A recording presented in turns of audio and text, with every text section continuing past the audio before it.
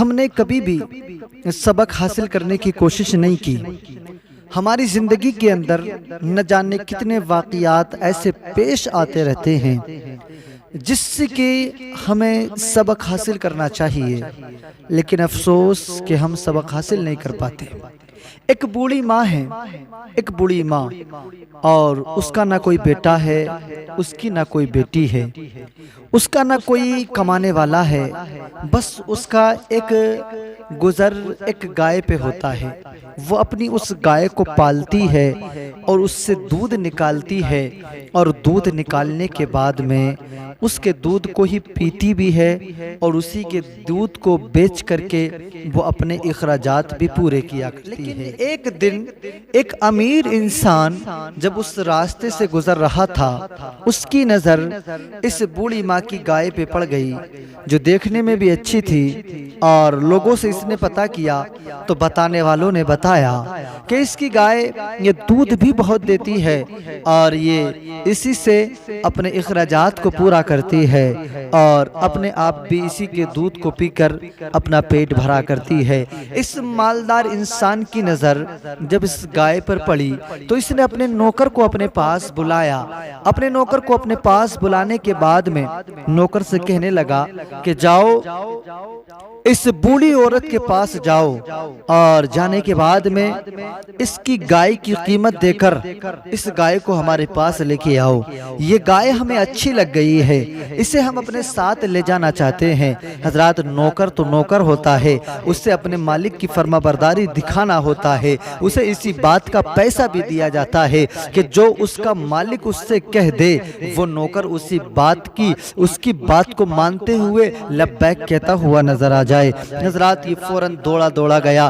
جانے کے بعد میں اس بوڑھی عورت سے جانے کے بعد میں کہنے لگا کہ یہ آپ کی گائے ہے؟ کہنے لگی ہاں یہ میری گائے ہے۔ کہا کہ آپ اس گائے کو بیچیں گی؟ اس بوڑھی عورت نے کہا کہ نہیں، میں اس گائے کو نہیں بیچ سکتی، کیونکہ یہی تو میری زندگی کا گزارا ہے، اسی سے تو میری زندگی گزر ہوتی ہے، اسی کے دودھ کو میں بازار میں بیچا کرتی ہوں، اور اسی کے دودھ سے میں اپنے پیٹ کو بھرا کرتی ہوں۔ لیکن یہ مالدار انسان کا نوکر تھا۔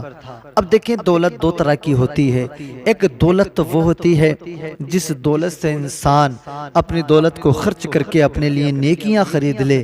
ایک دولت وہ ہوتی ہے کہ اسے خرچ کر کے انسان اپنے لیے جہنم کا ایندھن مول لے لے۔ یہ مالدار مالک کا نوکر تھا، اس کے دل کے اندر بھی غرور، اس کے اندر بھی ایک گھمنڈ تھا کہ میرا مالک بہت امیر ہے، بہت مالدار ہے۔ کہنے لگا ہے بوڑھی عورت، اگر تجھے یہ گائے دینی ہے تو دے دے، ہم تجھے قیمت دے دیں گے، اور اگر تو نے نہیں دی تو ہم جبرن تیری گائے کو تجھ سے چھین کر کے لے جائیں گے۔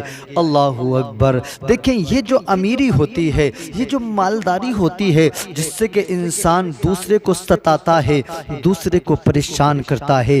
یاد رکھنا، اگر اللہ نے تمہیں دولت کی طاقت دی ہے تو اس کو بھی اچھی جگہ استعمال کرنا۔ اگر اس کو کسی ضعیفہ پر استعمال کرو گے، اگر اس کو کسی کمزور پر استعمال کرو گے، اگر اس کو کسی بے بس پر استعمال کرو گے تو یقیناً وہ تمہارا کچھ نہیں بگاڑ سکتے، لیکن ان کے دل سے جو آہ نکلے گی، ان کے دل سے جو درد نکلے گا، ان کے دل سے جو تمہارے لیے بد دعا نکلے گی، یقیناً وہ آپ کو ہلاک کر دے گی، وہ آپ کو برباد کر دے گی۔ یعنی یہ جو مفلس کی، یعنی یہ جو غریب کی دل کی جو آہ ہوتی ہے نا، یہ عرش الہی سے جا کے ٹکرایا کرتی ہے، اور یہ آپ کی امیری کو تباہ و برباد کر دے گی۔ اس لیے کسی غریب کے دل کو نہ دکھانا، کسی غریب کے دل سے بد دعا نہ لینا۔ اس نے کہا بوڑھی عورت، اگر تو نہیں دے گی تو ہم اسے جبرن لے جائیں گے۔ اس نے، بوڑھی ماں ہے، بوڑھی عورت ہے، اس نے دیکھا کہ امیر مالک کا نوکر ہے، یقیناً یہ مجھ سے جبرن لے جائے گا، میں اس کا کچھ نہ بگاڑ سکوں گی۔ مالک بڑی دور کھڑا ہے، اس نے منگایا ہے، یقیناً میں اس کا کچھ نہ بگاڑ سکوں گی۔ ماں نے کہا ٹھیک ہے۔ اس عورت نے کہا ٹھیک ہے، جا تو میری اس گائے کو لے جا۔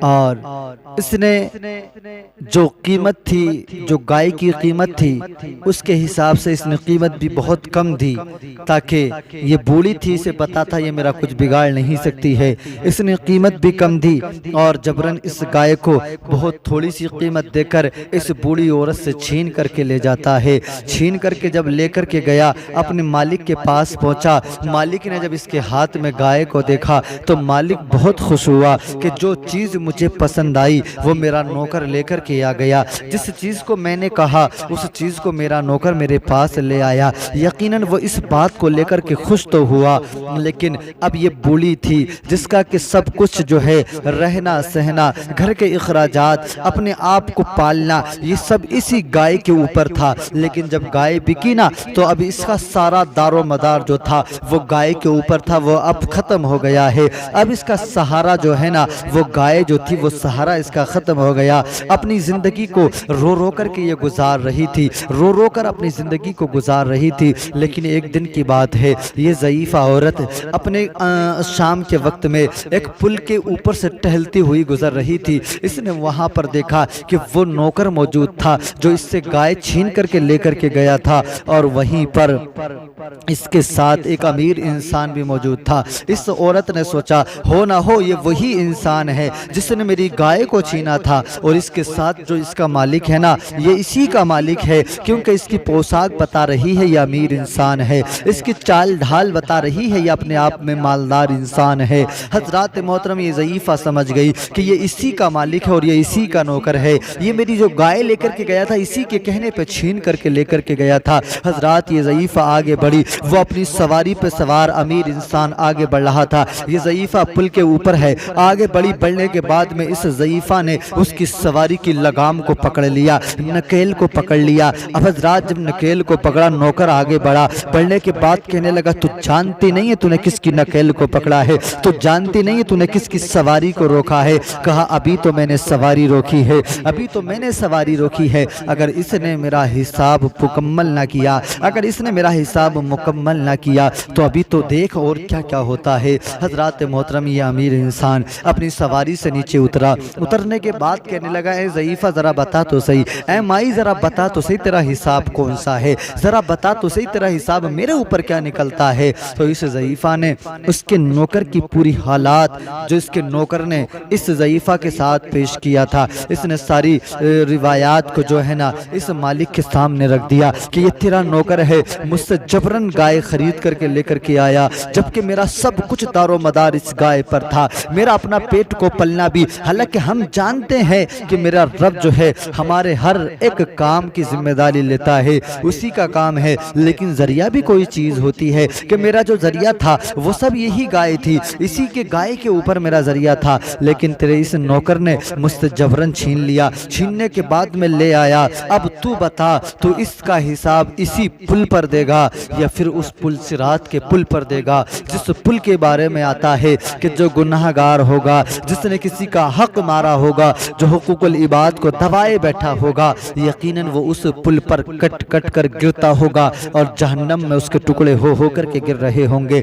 بتا تو اپنا حساب، میرا جو حساب ہے اسی پل پر دے گا یا پھر اس پل پر دے گا جس کو پل صراط کہا جاتا ہے۔ حضرات، یہ امیر تو تھا لیکن اس کا دل ابھی اتنا سخت نہیں تھا۔ جب اس نے اس مائی کی بات کو سنا، قریب میں آ گیا، کہنے لگا مائی میرے اندر اتنی طاقت نہیں ہے، میرے اندر اتنی ہمت نہیں ہے، میرے اندر اتنا حوصلہ نہیں ہے کہ میں اس پل صراط پر کسی کا حساب دے سکوں، میں تیرا حساب اسی پل پر دوں گا۔ جو میرا نوکر میں تجھ سے گائے چھین کر کے لے کر کے آیا ہے، وہ گائے میں تیرے حوالے کرتا ہوں، میں اس نوکر کو اس کی سزا دوں گا۔ حضرات محترم، مجھے آپ سے بتانے کا مقصد یہ ہے، میں نے جو یہ چھوٹی سی بات آپ کے سامنے رکھی ہے، اس بات کو آپ تک پہنچانے کا مقصد یہ ہے، یقیناً حقوق العباد ایک بہت بڑا حق ہے، اگر آپ نے کسی کا حق دبایا نا تو اللہ تبارک و تعالیٰ بھی اس وقت تک آپ کو معاف نہیں کرے گا، تب تک کہ جس کا حق آپ نے دبایا ہے تب تک کہ وہ آپ کو معاف نہ کر دے گا۔ اسی لیے کسی کا حق نہ دبانا، اگر آپ بڑے بھائی ہو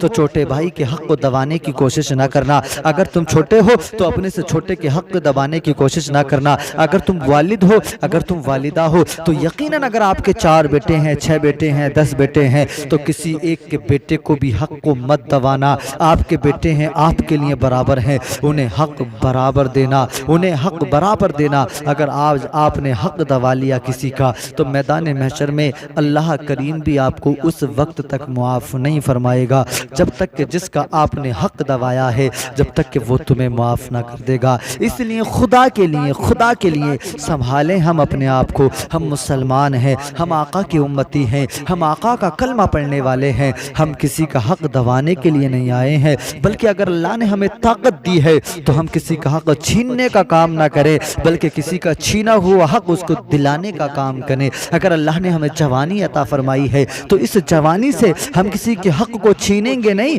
ہم کسی کے پردے کو تار تار نہیں کریں گے، بلکہ اس جوانی سے اگر ہم کریں گے تو کسی کے پردے کا کام کریں گے۔ اس جوانی سے اگر کریں گے تو کسی بے سہارا کا سہارا بن کے دکھائیں گے۔ یقیناً اگر ہم وہ کام کریں گے جو کام کا حکم ہمیں ہمارے آقا سے ملا ہے تو ہماری دنیا بھی کامیاب رہے گی، ہماری آخرت بھی کامیاب رہے گی۔ میدان محشر میں حساب دینے کی طاقت نہ میرے پاس ہے، نہ آپ کے پاس ہے۔